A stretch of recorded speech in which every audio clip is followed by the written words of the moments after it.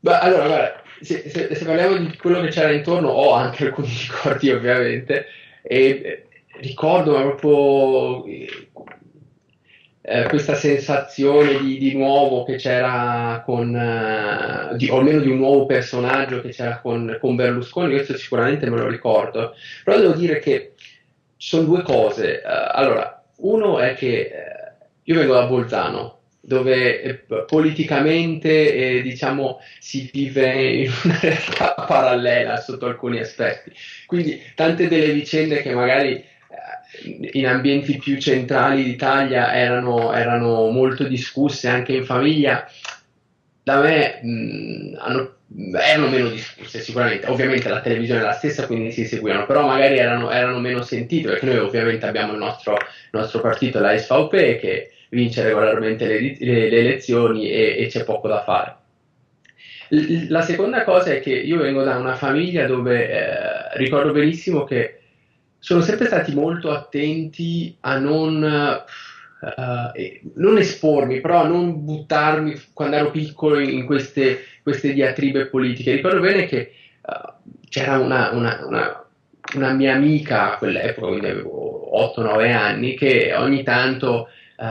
faceva dei commenti, mi ricordo su Clinton, mi ricordo un commento preciso su Clinton, su alcune cose che aveva fatto Clinton, quindi una bambina di 8-9 anni. E ricordo benissimo che mia mamma mi aveva fatto un commento che insomma i bambini non si devono assolutamente occupare di politica e è ingiusto nei confronti dei bambini esporli a un tema che diciamo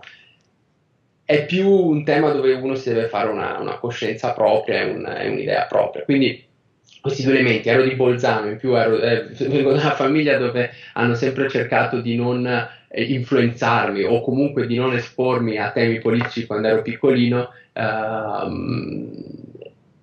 Ecco, i ricordi che ho sono anche, diciamo, influenzati da questo ambiente che c'era intorno a me. Però ecco, come ti ho detto, ricordo benissimo che erano gli anni all'inizio degli anni di Berlusconi, il 94, ricordo benissimo di aver visto in TV o comunque di aver sentito parlare di Antonio Di Pietro. Ricordo bene che all'asilo, no, scusami, all'asilo era un po' prima, però alle elementari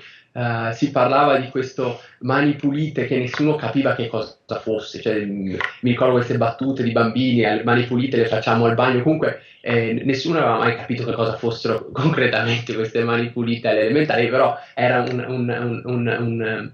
termine talmente usato che anche alle elementari si sentiva parlare bambini di queste mani pulite senza sapere ovviamente che cosa fossero. Quindi questi sono diciamo i ricordi principali al di fuori dei mondiali del 94 di quegli anni.